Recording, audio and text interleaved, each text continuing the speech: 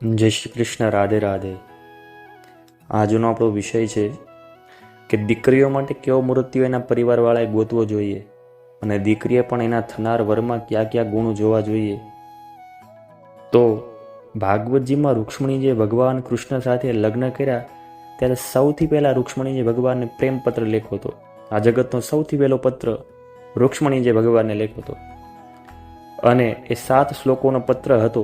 પણ એક જ શ્લોકમાં રૂક્ષ્મણીજીએ આ લૌકિક જગતની કન્યાઓને બતાવ્યું કે કયા કયા એના થનાર વરમાં એ મૂર્તિયામાં કયા કયા ગુણ હોવા જોઈએ.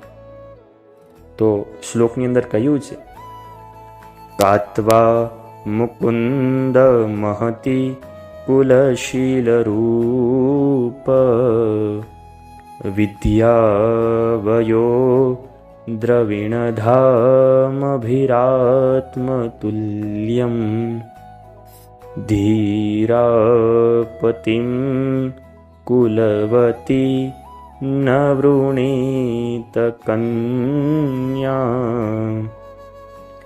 કાલે નૃસિંહ નરલોકમનોભિરામમ. રૂક્ષ્મણીજીએ 7 ગુણો ભગવાનમાં જોયા અને પછી ભગવાનને કીધું કે હે સ્વામી, હે પ્રભુ, મનોમન હું તમને વરી ચૂકીશું. 7 ગુણ ભગવાનમાં હતા અને આ લૌકિક જગતની કન્યાને પણ રૂક્ષ્મણીજી કહેવા માંગે છે આ પત્ર દ્વારા, આ શ્લોક દ્વારા, કે પોતાના થનાર વરમાં આ 7 ગુણ હોવા પડે. કયા કયા?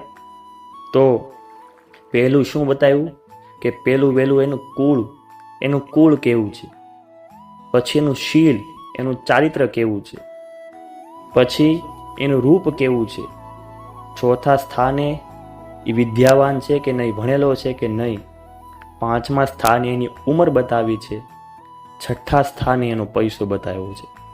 પણ અત્યારે તો આ બધો ક્રમ ઊંધો જ આ કલિકાલમાં ચાલે છે કે દીકરી એના વરમાં શું જોવે છે, થનાર વરમાં કે દીકરી વરે તો રૂપમ, રૂપાળો છે કે નહીં, હેન્ડસમ છે કે નહીં, બસ.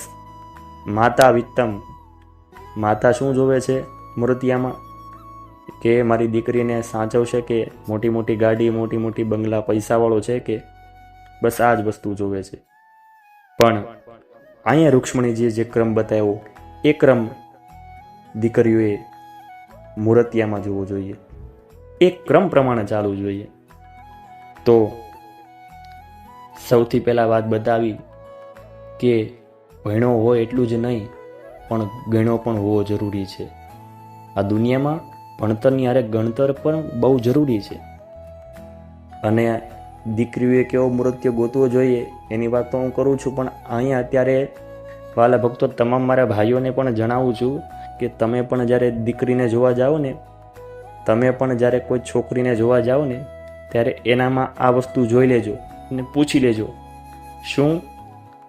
તો બરાબર હું એક જગ્યાએ પધરામણીમાં ગયો તો ત્યાં એક બેન બહુ ભાવિલા હતા, બહુ ભાવિક હતા. એટલે હું જઈને બેઠો તો ત્યાં મને બધાની ઓળખાણ કરાવે છે કે દાદા મારે 3 દીકરા છે, 2 દીકરીઓ છે, બધા બહુ ભણ્યા છે. એમાં મારે જે સૌથી મોટી દીકરી છે ને એ તો બહુ ભણી છે, અરે બહુ ભણી, ઇંગ્લિશમાં ભણી છે. મેં એક દીકરીને જોઈ, 3 દીકરાને જોયા. એટલે મેં બેનને કીધું, મોટી દીકરી બેન સાસરે ગઈ છે? અરે નાના દાદા, એ તો બજારમાં શોપિંગ કરવા ગઈ છે. મેં કીધું બરાબર. થોડીક વાર થઈ ને એટલે મોટી દીકરી શોપિંગ કરીને ઘરે આવી. એટલે ઓલા બેન મને કહે, દાદા હું નહોતી કહેતી મારી મોટી દીકરી બહુ ભણી છે, જો આ આવી ગઈ. પણ બહુ કામ થઈ ગયું દાદા, તમે હતા ત્યાં જ આવી ગઈ. મેં કીધું બરાબર. દાદા એ શોપિંગ કરવા ગઈ હતી, આવી ગઈ. એટલે મેં કીધું શાકભાજી લેવા ગઈ હતી એમને?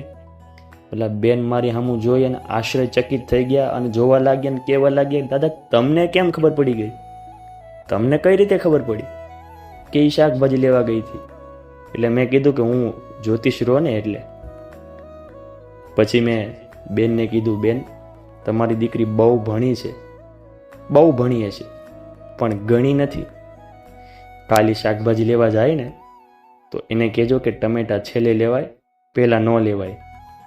હા, એને પહેલાં ટમેટા લઈ લીધા, માથે કોબી નાખ્યા, રીંગણા નાખ્યા, બધું શાકભાજી માથે ટમેટાની માથે નાખી દીધું. એને ઘેર આવી ત્યાં ટમેટાનું સૂપ હારે હારે આવ્યું. એટલે વાલા ભાઈઓ, તમે પણ જ્યારે છોકરીને જોવા જાઓ ને ત્યારે પૂછી લેજો કે શાકભાજી લેવા જાય ત્યારે પહેલાં શું લેશો એમ. પૂછા વગરના રહેતા નહીં પાછા તમે. તો છઠ્ઠા સ્થાને પૈસો બતાવ્યો છે. તો જ્યારે દીકરી માટે મૂર્તિઓ ગોતીએ તો આ 6 સ્થાન જોવા જોઈએ, પછી મૂર્તિયાને પસંદ કરવો જોઈએ. પણ અત્યારે તો આ બધા ક્રમ ઊંધા જ ચાલે છે. પણ આપણે અહીંથી સુખી થવું હોય સંસાર જીવનમાં તો 6 ક્રમ જે રૂક્ષ્મણી જે બતાવ્યા એ 6 ક્રમ અનુસાર આ લૌકિક જગતની કન્યાઓએ પોતાના મૂર્તિયામાં જોવા જોઈએ. નહીં કે પૈસાવાળો છે, રૂપાળો છે, હેન્ડસમ છે અને ગાડી બંગલા છે એટલે પોતાની દીકરીને માતા પિતાએ એ મૂર્તિયાને સાથે પોતાની દીકરીને પ્રણા દેવી જરૂરી નથી. એ બરાબર નથી. કારણ કે પૈસાવાળો, ગાડીવાળો, મોટા બંગલાવાળો હશે પણ ડરપોક હશે તો પણ કાંઈ કામનું નહીં. ઊંદેડી અને બિલાડા જોઈ અને બેડ ઉપર ચડી જાય અને પછી એની ઘરવાળીને કહે કે આને બહાર કાઢ, આને બહાર કાઢ, અને બી જાય. એવા હારે પરણીને ક્યાં બહુ સુખી થવું, ક્યાં જાવું? તો અહીંયા રૂક્ષ્મણીજી આ એક જ શ્લોકમાં 7 શ્લોકોનો પત્ર છે. એમાં એક જ શ્લોકની અંદર રૂક્ષ્મણીજીએ કીધું દીકરીઓએ છોકરાને પસંદ કરતા પહેલાં આ 7 ગુણ મૂર્તિયામાં જોવા જોઈએ. પહેલા સ્થાન એનું કુળ, પછી શીલ, પછી એનું રૂપ, ચોથીની વિદ્યા, 5મી એની ઉંમર અને 6ઠ્ઠા સ્થાને એનું પૈસો. આ 6 વસ્તુઓ જોઈએ અને પછી અંતે એનું ઘર જોવું પડે કે એનો બંગલો કેવો છે. તો આ 7 પ્રકારની વસ્તુઓ, આ 7 ગુણ દીકરીઓએ એના થનાર વરમાં જોવા પડે. દીકરીઓએ આ 7 ગુણ મૂર્તિયામાં જોઈને પછી જ એની સાથે લગ્ન કરવા જોઈએ. જય શ્રી કૃષ્ણ. રાધે રાધે. હરિઓમ. તત્સત.